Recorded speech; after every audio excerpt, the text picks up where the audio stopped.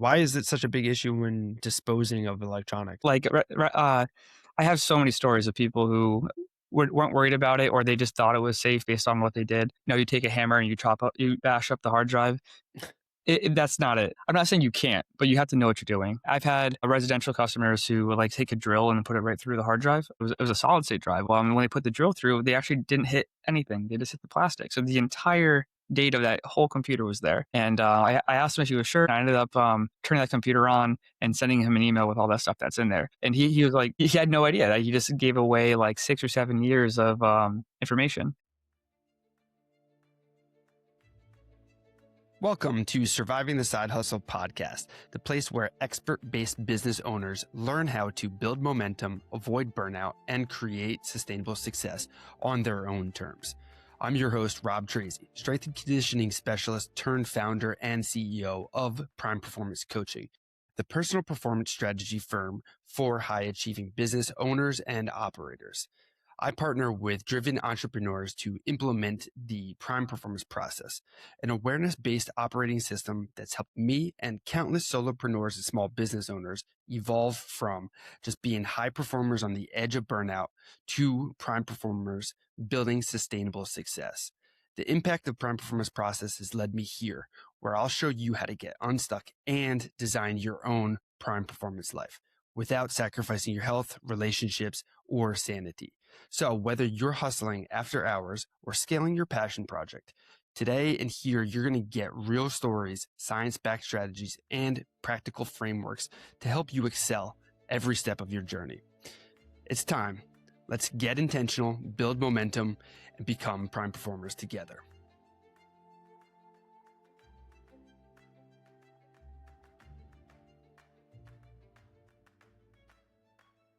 We'll get started just after this message. If you're an ambitious business owner or side hustler who's ready for a breakthrough, tired of spinning your wheels, looking to slide past burnout and build real momentum, I'd love to invite you to book a free Prime Performance strategy session with me or one of our strategists. This is your chance to get personalized insight on what's been holding you back and get a clear path to move forward. No fluff, just actionable strategy.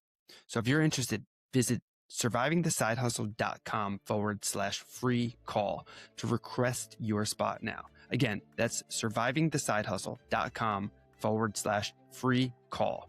Looking forward to helping you become a prime performer.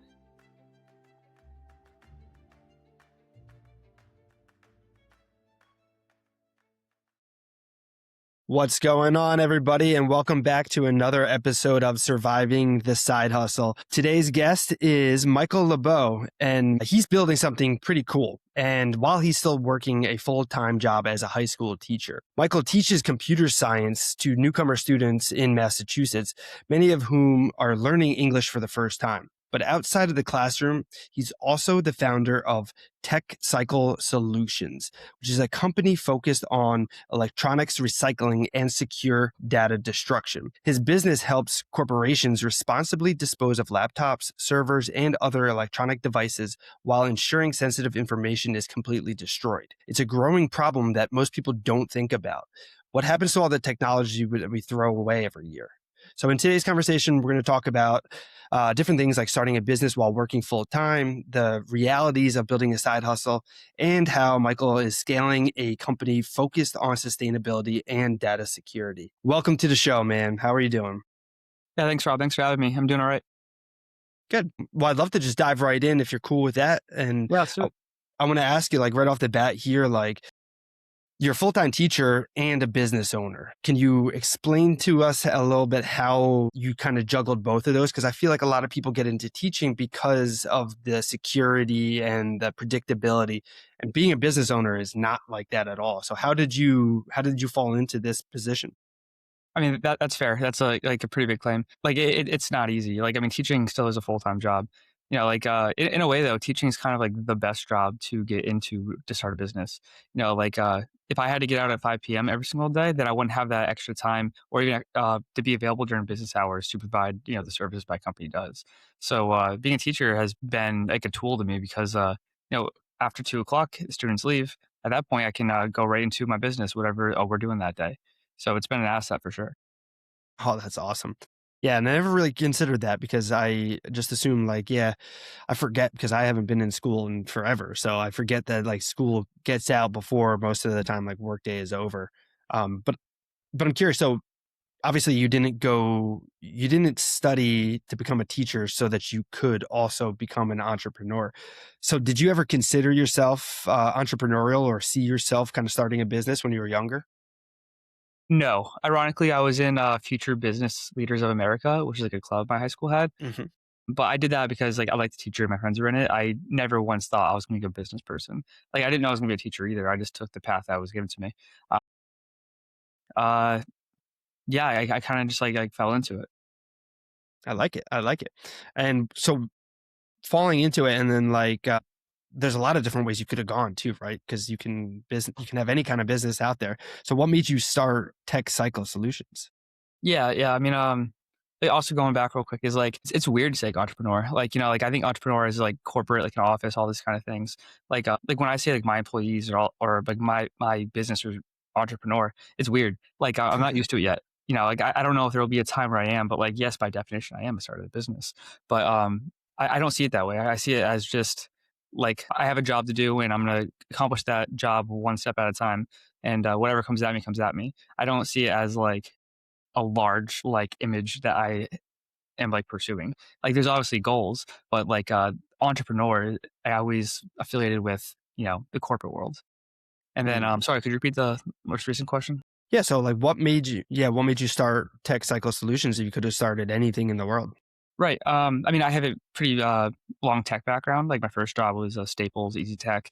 I was like a system admin for a long time. So I just have like a relatively tech background, and I'm always interested in it, especially like consumer products. Now I'm more towards business products, but I got into it because of like one of my students. I got really close to them, and they introduced me to one of their relatives, and the relatives ran a job that was almost like very similar to mine, and then.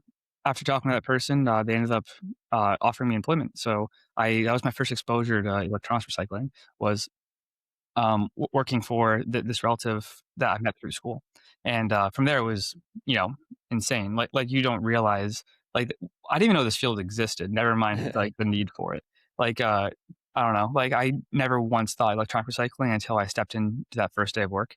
They gave me a little tour, and I'm like, it's insane. Like laptops, like from the ground to the ceiling, everywhere you look. Like it was clear that this was not like some small business. This is like something big's happening here. I mean, I can keep going from here. Like, after working there for quite a while, like there's definitely slow seasons and busy seasons. And during the slow season, I was laid off, which is part time. I was just trying to like get my feet wet, make some extra income. But like after getting laid off, I saw what was there. Like, there's so much potential. So after talking to my family, and I have like a lot of support, which I'm very fortunate about, or fortunate to have. So after being laid off, I basically just one step at a time, one challenge at a time, built that business. And I had no idea what I was doing. But, with the help of ChatGPT and my family members who run businesses, they helped me get on my feet. And that was the start of Tech Cycle. Oh yeah, I love that. And yeah, having support systems in place is like so incredibly important because even for ourselves, like I know there are plenty of times when I've been building and growing and then like growth kind of slows down because there's different seasons and waves of business. And then there'll be certain times when I'm sitting there and I'm like, geez, am I doing the right thing? Like, did I make a mistake by kind of doing what I'm doing? And then that second thought or that like internal dialogue kind of starts to happen, and imposter syndrome or imposter phenomenon starts to happen. And it could be lonely and isolating. And without that support system, it can kind of eat you alive. So that's so important. Yeah, no, definitely. Like I was never like alone. Like I am the sole owner of this company, but I had a business partner right from the beginning, and she got us started like right off the bat. Like she has an MBA, and like she really did the groundwork to get our word out there. And from there, like yeah, like there's some things you do when you're on your own. Like when a problem arises, like no one's there to like bail you out. But I've always had someone to rely on. Yeah, and that's awesome. And so I want to kind of ask you or tell you here that like as I've told you on a previous conversation, like I don't even know what you're supposed to be doing with electronics. Like my old laptop, I have my old laptops and I just kind of have them because I didn't know, am I allowed to just throw this out or like I don't know what. And I'm apparently there's a whole world to this. So what like actually happens in the whole process of disposing of the material and information correctly? Right. I mean, that's such a big answer. That's like the entire like industry. Like, if you have like a laptop, you should not toss it in the trash. At the very least, like it has a lithium battery, which is hazardous. So what you do is you reach out to people like me. There's actually not that many people that do what we do, which is very fortunate for me getting into this.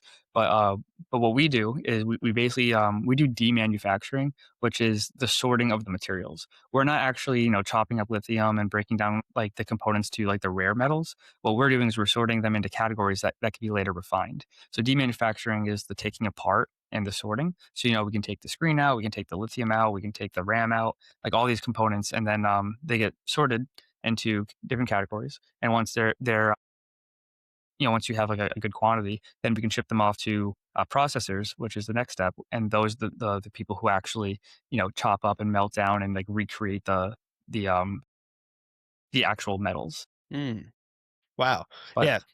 Go ahead. there's no one answer for everything. Like every type of metal, every type of product can go to a different location. Like there's batteries in Arizona, there's lithium batteries here in or in New Jersey, and then like you can say local with a lot of the common metals like copper, aluminum, and steel. But there's just no one answer for everything. Mm. Yeah, and I know you had mentioned about the data security. Why is it such a big issue when disposing of electronics? Oh yeah, I mean, people just don't know. Like, I have so many stories of people who like weren't worried about it, or they just thought it was safe based on what they did. You take a hammer and you chop up, you bash up the hard drive. That's not it. Like, I'm not saying you can't, but you have to know what you're doing. Like, I've had residential customers who would like take a drill and put it right through the hard drive, but it was a solid state drive, which is shaped differently. So when they put the drill through, they actually didn't hit anything. They just hit the plastic. So the entire data of that whole computer was there. And I asked him if he was sure and everything. I ended up like turning that computer on and sending him an email with all that stuff that's in there. And he was like, he had no idea that he just gave away like 6 or 7 years of information. But really on the what we deal with is like the corporate and the business side of data security. Like we're NIST compliant. We work with hospitals, so we're HIPAA compliant. Uh, like all that stuff matters, because like if a leak gets out within a business, the repercussions can be massive. And sometimes that job is left up to the lowest person on the totem pole. They're like, it's like, hey, get rid of these. And it's like, okay. But like sometimes they just toss them in the dumpster. People don't know that this exists.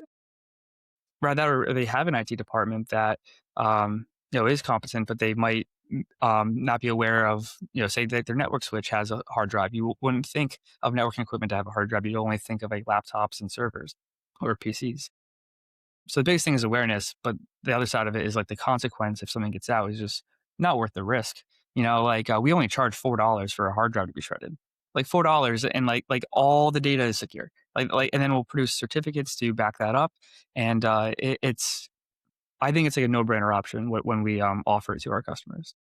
Yeah, yeah. And I mean, obviously, I don't know too much about tech, and my whole world of tech is very rudimentary. But my girlfriend is in information security, and I hear her talking about how important it is with like data getting leaked out or people hacking in and stealing people's information because she works for a big name hospital, and that's super important. Mhm. For $4 to make sure that your information is safe sounds like a pretty decent like option there. So that's awesome. Yeah, and you'd be surprised too. Like, even with that on the table when everything's clearly stated, like you see it almost every week, like data that was left behind and they didn't know about it. I have so many stories I could share, but I cannot share. But I think there's just no like universal knowledge for this. Like people have to like learn this on the spot, and based on their position at their company that they work at, they might just not be exposed to that. Like who knows the internal parts of a laptop by heart. Like who knows what, especially with the innovation that's happening. Like every couple of years is a new like style. Like we went from like 2.5-inch hard drives. Now we're at like uh 2.5-inch hard drives, and now we're in these little like chipsets, which is like I don't have any around me, but now hard drives are like this big. They're literally like tiny little squares and they hold 2 terabytes. You would never see it. So Jeez. Yeah, it's really cool, we've come so far. But at the same time, it's like I would not expect the common person to know what it looks like or how to securely remove it. And that's why we don't just say like give us your hard drives. Like, we go into the device, we inspect every device we receive, and then we'll remove them and provide the counts. Um, so yeah, there's lack of awareness in a lot of fields or a lot of areas of this field. It's crazy too because I took a computer application class in college, and part of my final was to record myself removing a hard drive from a laptop. Hmm. And I don't even know how I did it now. Like I still don't know how to do it. And I even had university education around somewhat of the awareness. So like that just shows how low that is. And then yeah, with like AI and everything else, with everyone's data moving at such a rapid pace, I feel like it's crucial to make sure that you're protecting stuff and disposing of your equipment appropriately, and then moving forward and creating a better, safe environment for later. Yeah, I mean, AI has been a big component. The last couple, 15, let's say 15 years or so, like companies replace their devices every 2 to 3 years. So the turnaround is so high. So like when you have that many devices going in and out, new hires, people leaving, like you know, there is a high chance that devices are forgotten about. AI is creating a new wave of technology. We see that people are starting to replace their technology more frequently now. Like the amount of e-waste, like every year, it goes way up. Like I'm not the numbers guy. I don't know like how many pounds of e-waste is being sent down to the world each year, but it's our goal to prevent that. But every single year, the total amount increases. It's insane. Yeah, that's got to be crazy. I want to shift gears and kind of get back into um, kind of talking about you as the business owner. And I know for myself, I have to kind of role switch a lot. So going from coaching to teaching to podcasting to marketing, like influencer thing, I got to like juggle a lot of different hats and sales and things like that. So I want to ask you, like, how do you juggle all the different hats and still find time for teaching and doing the requirements that you need to fulfill to be a teacher? Sure. There's different ways to find motivation. Like I'm lucky that I like my job. Like I like teaching. Like if like my business is like basically half of who I am at this point. But if I am teaching like for the next like 30, 40 years, I'm happy there. So the fact that like I like my coworkers and like I get to meet students and interact with all these people. Like I just want to be social and in that environment. So it makes like doing not my personal job that I own a lot easier just because of I like it. And then what was the other part of the question? I mean, it's not easy. I work a lot. I work, I get up at like 6:30, I make my way to school. 2 p.m. I get out of school, and then I'm working until like rather 8 p.m. like physically, like in the shop where taking things apart, doing our shredding, all that fun stuff. But like it doesn't stop. Like I still have like websites to run. Like I need to get like my SEO up. I got to do scheduling and emails, and like we're still 4 years in, so there's so many like little things we can do to like improve our image, and that goes back to like the passion. Like I love doing this, like the hardware side of things and the management side of things. Like I look forward to it. Like nothing is like better than just putting on headphones and then just hanging out at the shop and going through like 50 PCs, and you can just see like the waste, like all the cool stuff that's in there. Uh, when it comes to separating the two, I think we talked about this a little before, but like I don't think I require separation because like the skills overlap. But like when I'm like really struggling, I always do it. Like I take a 20-minute nap right in between school and work or tech cycle. As soon as I get home, I close my eyes, 20 minutes to the alarm, and I get up no matter what, no matter how tired I am. You get up and it's like the perfect amount of sleep. You don't feel groggy, you feel like refreshed, and then it's like a whole new day. Like your brain will like split the day into two whole parts, and you feel like you get so much more done. And when you feel productive, it makes you feel good, and then that keeps you going. Yeah. Wow. And you could just kind of like knock right out for 20 minutes, like on command. I mean, am I eyes closed, like full sleep, like for that full 20 minutes? No, but like eyes closed and like relaxation, no phone, no music, just like clock out for 20 minutes. Uh, I can, yeah. Like some of my friends make fun of me for it, but like there have been times where I'm like Ubering somewhere and that Uber's 25 minutes long, and I'll take a 20-minute Uber in that drive, in that 20-minute nap in that Uber. I'd say that it's like a little bit of a skill, but I mean, like I feel like I don't really have a choice because I am so tired. So like when I close my eyes, it does just happen. It's if you like just start doing it randomly, like a 20-minute nap in the middle of the day with like no purpose, then it's probably more difficult, especially if you're really stressed. Like, if I'm like really stressed, then I'll probably just like try to go right through. Mm. But in like a perfect scenario, I would always be able to have a 20-minute break in between. Yeah. And so there was a time period where I was really super consistent with meditation, and I was using the Headspace app, and I was like listening to that. And as I was getting a little bit better with it, I kind of increased my time. And I think it was like on like 18 or maybe 20 minutes. And I could never successfully complete that. And I'd fall asleep somewhere, and then I'd wake up because it would stop. And then I'd be like, oh, and then I would get upset because I'd fallen asleep. And then eventually I realized, like, you know what? Maybe that's just what my body needs more of. Maybe it just needs that little tiny like power nap. And then, yeah, the same thing as you were saying, like I'd wake up feeling so much better once I kind of got past that, like being sad that I was like wasting my meditation, but then realizing that how benefit it is for me to take that little nap. So I love that you Yeah. share that. Yeah. And like, I definitely feel that, as we get bigger, like my responsibilities are growing and like teaching stays the same, but tech cycle is constantly growing, growing, growing. So like my responsibilities are increasing. So like, I definitely feel it's like my mind's racing all the time. So I think like more now than ever, I can clearly see the need for meditation. Like when I was younger, I'm like, who meditates? Like, what's the purpose of that? Yeah. Now I can see it in my head, like what it would do. But like, yeah, like taking a break, taking a nap, meditating, all those things probably serve a similar purpose. And, I should probably put more time into that. I think meditating would be really good. Yeah. I love it because it allows me to kind of slow things down, because when I am role switching between the different things that I need to be doing, I feel like I can't get as much into, or I sacrifice some of the effort that I can kind of get into because I'm still kind of processing in a different like hat, basically. And then if I meditate, it slows it down, allows me to kind of like reset, turn my brain off for a second, and then dive back into it harder. But you said something interesting a second ago. As you kind of grow, you're considering the meditation and some of these other practices, maybe. But I know that we talked on a previous call that you were in this state of maybe like considering to hire and grow your team. What does that kind of look like for yourself as like looking to bring more people on? Right. Like, like teaching, like, I could leave. I'd like to stay there as long as I can. I always had the option of going part time to free up, more of my time towards the business. But like realistically, at this point, we're scaling quickly, so we need more hands. And we hired a new driver this past winter, and it's been incredible.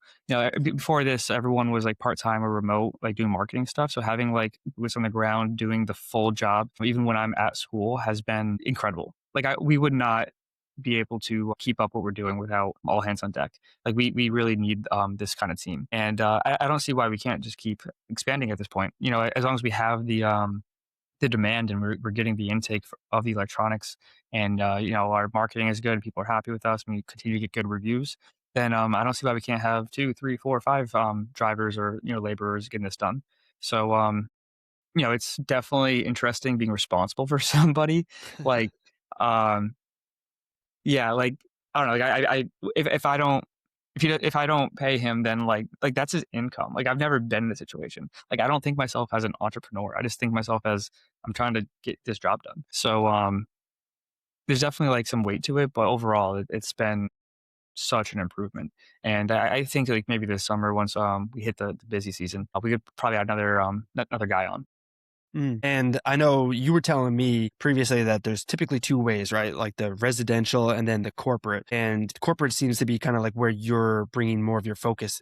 And I guess it's because there's a bigger opportunity for impact and reducing waste. And obviously that's better for you in terms of financial, working with bigger organizations. There's more stuff to recycle and replenish.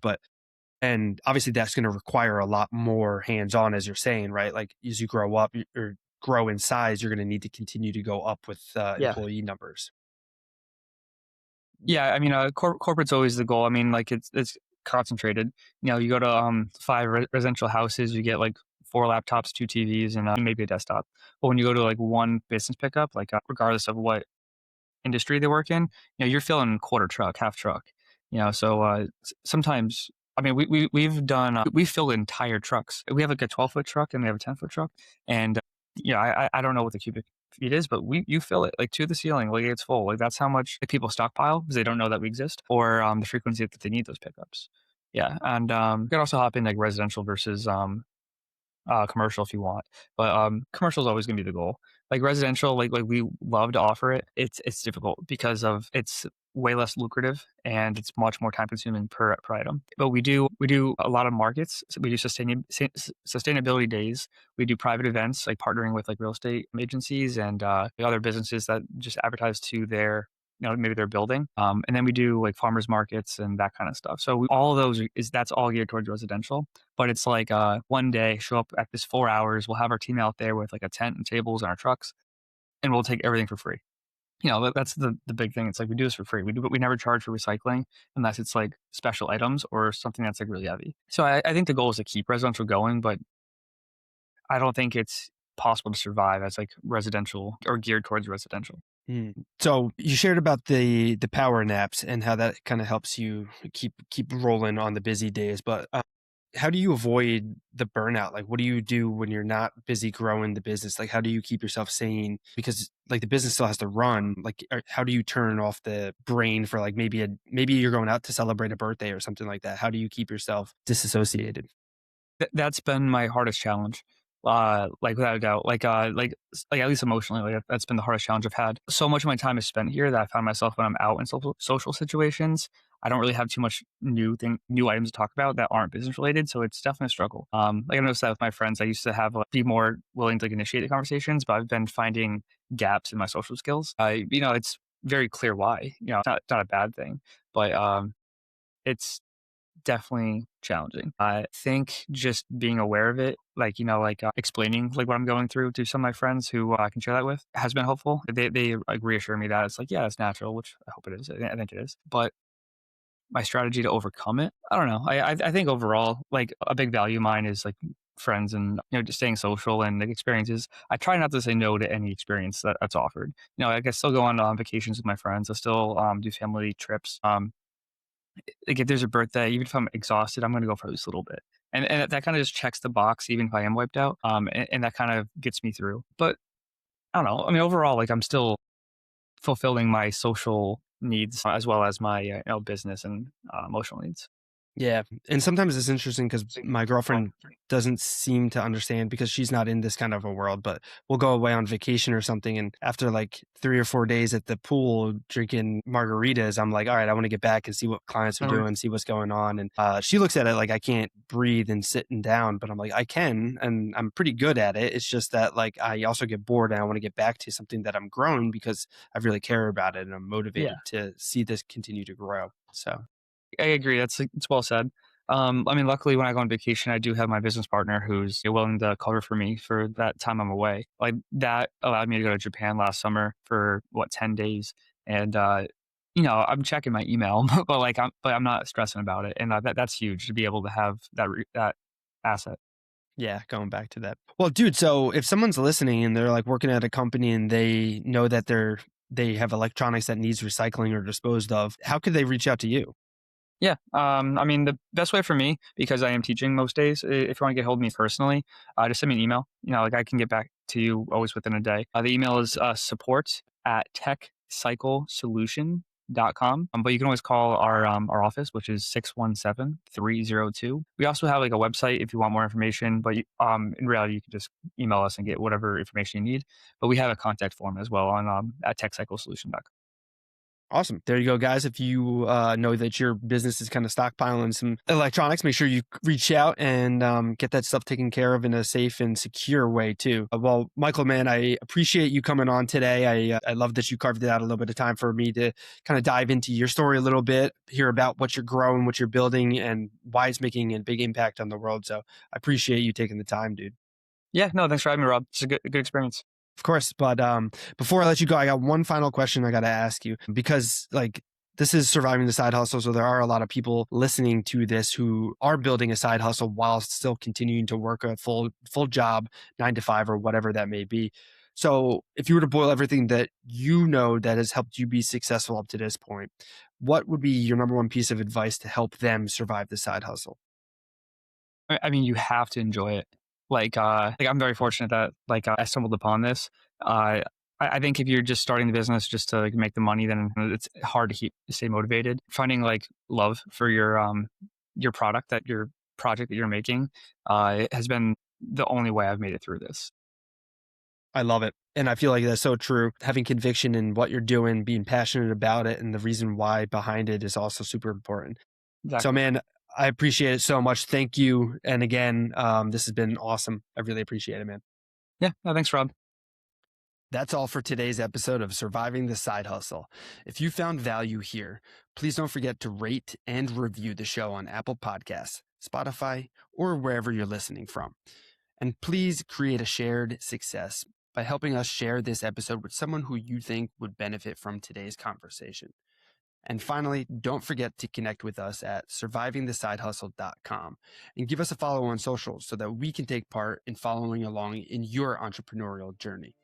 Until next time, remember, success doesn't require a complete sacrifice, just strategy, momentum, and the right support.